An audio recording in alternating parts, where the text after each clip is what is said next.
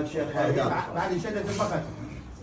هاي راية العباس ابن علي ابن ابي طالب انشدت بين عشائر الجبور وبني كعب على رضا بني كعب. نعم. هسه احنا بعد ليش له فصول واطلب منكم 500 واطلب 600 و700 وعندكم درب بريحكم. نعم. هسه تبغوا كلكم تالين حيدر عسل شو يسوي؟ اللي يسولفن بالفصول صدق اللي يسولفن بالفصول صدق. هسه تبين كل الصدق كل الصدق. هاي جدكم حتى ريحكم اغسل المذبح. ترى ترى محبينه على راسهم. والله انا عزيز علينا ترى بدون ما نعرفك بدون العفو بدون ما تعرفنا انا نعرف. وقريبا استشهاد السيد الشهيد. نعم. السنويه لاستشهاد السيد الشهيد الصدر ونجليه رضوان الله تعالى. وهاي الرايه انشدت على رضا. هذول جيران والله اذا بينا خير وعندنا مروه وعندنا معروف نقدمه هسه ونكومه هسه حتى نقرب وجهات النظر ويطلعون اثنينهم الى بر الامان. لا نخلي شيء هسه خو الديوان يعترف الي حق. صح. لا والله خوش الي حق. خوش لا انا عندنا شروط. اي وسهله انا والله الكم واللي يرضيكم.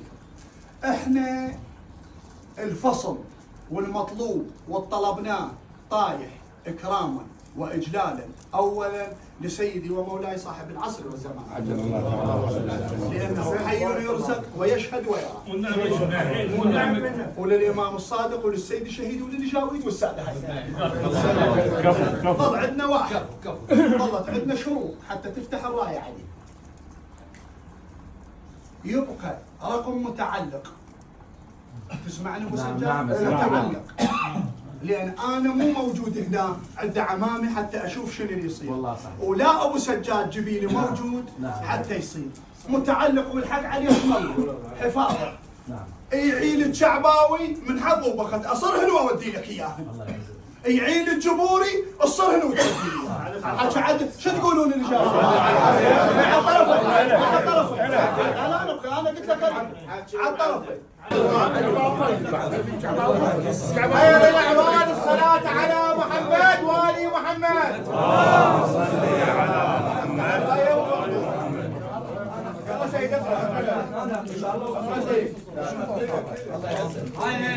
راية ابو الفضل العباس عليه افضل الصلاه والسلام نشدد وراح تنفتح ان شاء الله بين قبيله جبور وقبيله شعب عن رضا والصلح ونسال الله ان يديم هاي القوه والجيره بين الطرفين. اللي على المبلغ المعلق 15 مليون على من يعتدي على الطرف. صباح هاي الشروط كلها موافقين عليها. هاي هي الطرفين ان شاء الله. هاي هي وقعوا الورقه ما وقعتوا. هاي هي صدمتكم. هسه وقعها مشي اصحاب الخطوه. هسه الموضوع قال ابو جود